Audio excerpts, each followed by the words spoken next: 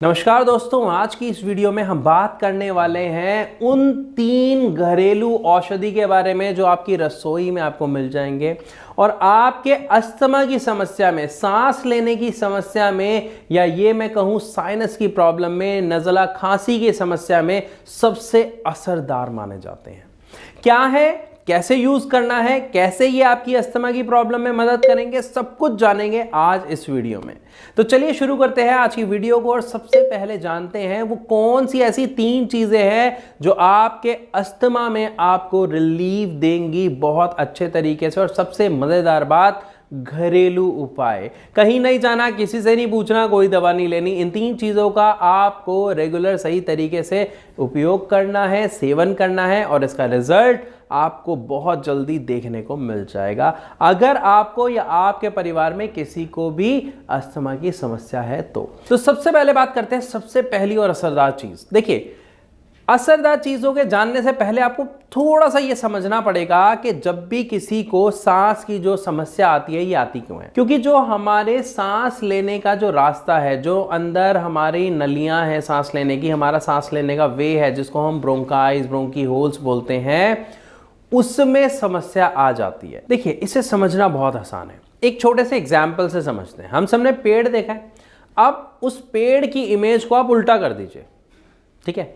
जैसा वो दिख रहा है कुछ उसी तरीके का होता है हमारा रेस्पिरेटरी सिस्टम, यानी हमारे फेफड़े, जहाँ से हम सांस लेते हैं, सांस छोड़ते हैं, कुछ ऐसा। अब कैसे होते हैं मैं आपको समझाता हूँ। पेड़ में सबसे पहले क्या दिखता है हमें? तना। वो जो तना है वो ये है, एयर पासवे सबसे मेन। उसके बाद उसकी शाखाएं बढ़ जाती हैं। वो जो शाखाएं बढ़ रही हैं ये है हमारा लेफ्ट और राइट लंग, ठीक है। उसके बाद उनमें से और टहनियाँ निकलती हैं और फिर पत्ते होते हैं। इसी तरीके से हमारे फेफड़ों में ब्रोंकाइज, ब्रोंकीहोल्स होते हैं जहाँ से हम सांस लेते हैं। और एंड में जो पत्ते मैं बता रहा हूँ ना, उस पत्तों की जगह हमारे फेफड़ों में कुछ गुब्बारे की तरह एक चीज़ होती है जिसे एल्विलाई बोला जाता है, जहाँ से हम सांस लेते हैं और छोड़ते हैं। अब होता क्या है, जब हम सांस लेते हैं तो वो जो गुब्बारे टाइप बता रहा हूँ, जो एल्विलाई में बता रहा हूँ, वो फूलते हैं। और जब वो फूलते हैं तो वो ऑक्सीजन को, वो जो गुब्बारे उसी के साथ से हमारी ब्लड वेसल्स जारी होती हैं, वो ऑक्सीजन उस ब्लड में मिला देते हैं और ब्लड में से कार्बन डाइऑक्साइड लेते हैं और जो हम छोड़ते हैं वो बाहर आ जाती है। ये एक नॉर्मल प्रोसेस होता है। अब इससे क्या होता है, जब ऑक्सीजन अंदर जा रही है तो बहुत सारे फंक्शंस हो रहे हैं, क्योंकि हमारे ऑर्गन्स का जो खाना है, जो फ्यूल है, वो क्या है? ऑक्सीजन है, जिससे आगे फिर एनर्जी बनती है, या हमारी बॉडी में जितने भी काम हो रहे हैं वो इस ऑक्सीजन की वजह से ही हो रहे हैं।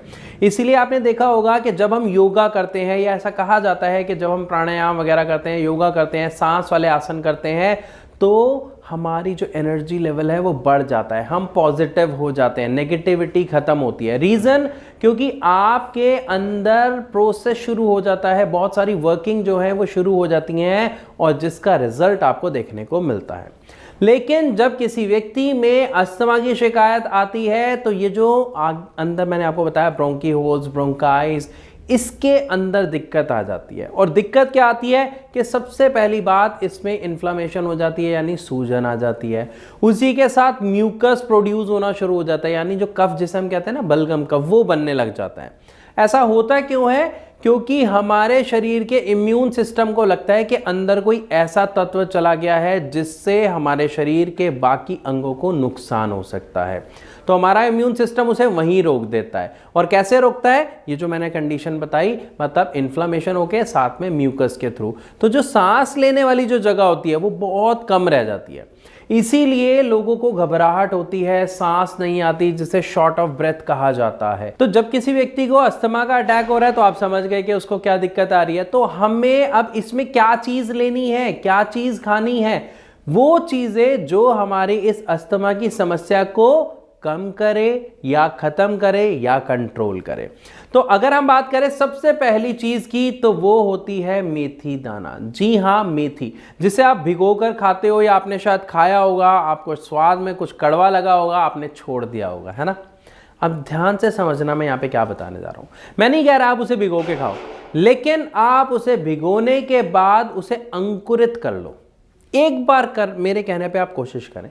अंकुरित करने के बाद जब आप उसे खाएंगे तो आप देखेंगे जो उसका कड़वापन होता है वो निकल जाता है। साथ ही ये जो मेथी है ये बहुत ही अव्वल किस्म की औषधि में गिनी जाती है, क्योंकि ये जो इन्फ्लामेशन आपके अंदर एयरवेज में हो रहा है उसको कंट्रोल करने में बहुत हेल्प करती है। साथ ही आपका जो म्यूकस का प्रोडक्शन हो रहा है उसको कंट्रोल करती है और आपकी इम्यूनिटी लेवल बढ़ाती है।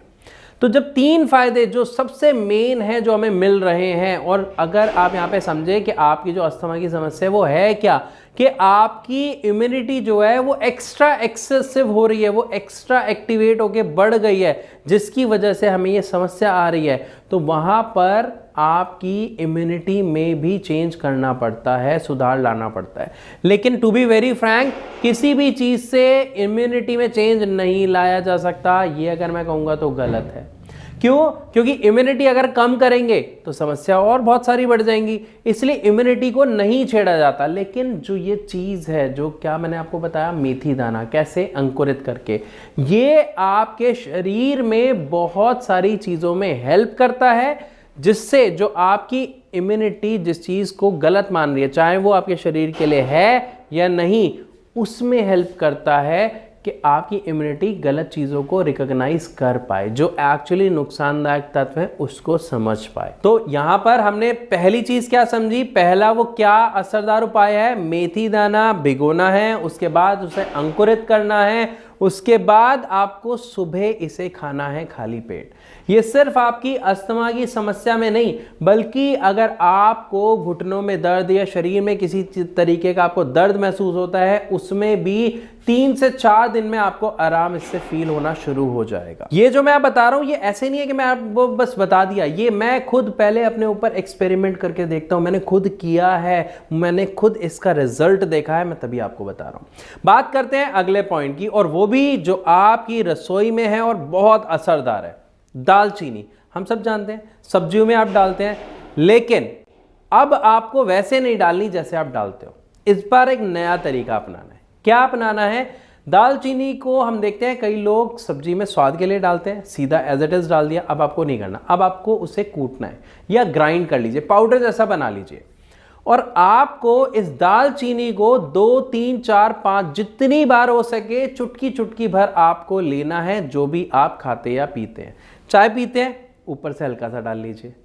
खाना बनाया, दाल बनाई, सब्जी बनाई, ऊपर से हल्का सा बुरक लीजिए। इसको पकाना नहीं है, इसको सब्जी बनने के बाद ऊपर से डालना है, तब ये आपको एक्चुअली अपनी औषधीय गुण दे पाएगी।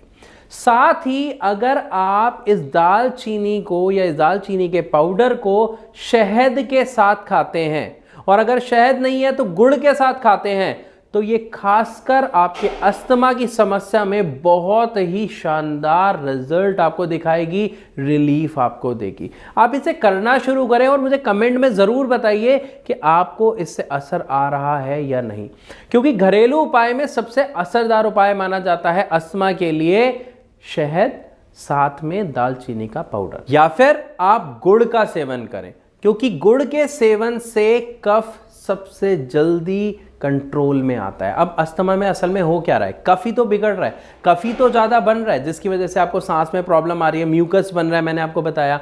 तो जब भी कफ की समस्या आती है तो हमारे शरीर में मॉडर्न साइंस के अकॉर्डिंग भी अगर मैं बात करूं तो वहां पे ऐसा देखा जाता है कि हमारी बॉडी में फास्फोरस की कमी हो जाती है, और गुड़ फास्फोरस का एक बेस्ट सोर्स है।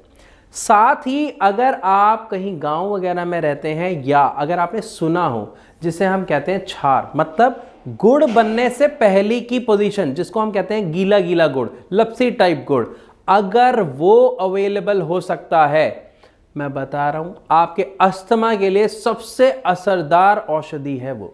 लेकिन अगर आपके पास वो नहीं है, अवेलेबल नहीं हो पाता है, तो गुड़ भी कम नहीं है, गुड़ भी आपको बहुत फायदा देगा। लेकिन ध्यान रखिएगा, गुड़ को आपको शाम को नहीं खाना है, ये आप सुबह या दोपहर को ले सकते हैं, सुबह नाश्ते के वक्त ले सकते हैं या फिर दोपहर को अपने खाने में इसका प्रयोग कर सकते हैं। और यहाँ पे खासा आपको एक बात का ध्यान रखना है, बहुत से लोग यहाँ पे सवाल करते हैं कि सर गुड़ तो बनता है गन्ने से, तो क्या हम गन्ने का रस पी सकते हैं, वो भी तो फायदा करेगा?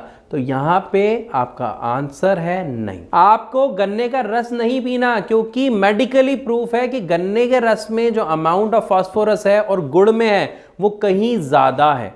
तो आपको गुड़ का सेवन करना है, गन्ने का नहीं करना है। लेकिन अगर आपको डायबिटीज की समस्या है तो आप गुड़ और शहद दोनों का सेवन बिल्कुल ना करें, ये आपके लिए नुकसानदायक होगा। तो आज इस वीडियो में हमने 3 सबसे बेहतरीन घरेलू उपाय के बारे में जाना। कौन कौन सा? पहला आपकी मेथी जो अंकुरित करके खानी है, दूसरा आपका दालचीनी का पाउडर, और तीसरा आपका गुड़ या शहद, जिसमें जो आखिरी उपाय है उसमें आप दालचीनी और शहद को मिक्स करके खा सकते हैं या दालचीनी के पाउडर को गुड़ के साथ भी सेवन कर सकते हैं। आप इनका सेवन शुरू करें, पहले दूसरे तीसरे दिन करें, लेकिन यहां पे खासा बात ध्यान रखें कि अगर आपको किसी तरीके की समस्या आती है या समस्या का सामना करते हैं तो वहीं पर इसको रोक दें, क्योंकि कई बार ऐसा देखा जाता है अलग अलग पेशेंट की बॉडी अलग अलग चीजों पे अलग अलग तरीके से रिस्पॉन्स करती है। तो अगर आपको या किसी को इससे कोई समस्या है तो इसका सेवन बिल्कुल ना करें। और अगर अस्थमा से जुड़ा आपके दिमाग में कोई सवाल है, कोई आप दवा के बारे में पूछना चाहते हो, इलाज के बारे में पूछना चाहते हो, तो आप हमारे यानी भारत होम्योपैथी के डॉक्टर से फ्री ऑफ कॉस्ट कंसल्ट कर सकते हो, जिसके लिए नंबर नीचे दिया गया है। आप यहाँ पे कॉल करके उनसे बात कर सकते हो, अपने सभी सवालों के जवाब ले सकते हो। तो यहाँ पर इन उपायों को आप प्रयोग करें, यूज करें। आपको जो भी रिजल्ट मिलता है कमेंट सेक्शन में मुझे जरूर बताइएगा। तो इसी के साथ चलने की इजाजत चाहूंगा, मिलूंगा अपनी अगली वीडियो में, तब तक के लिए नमस्कार।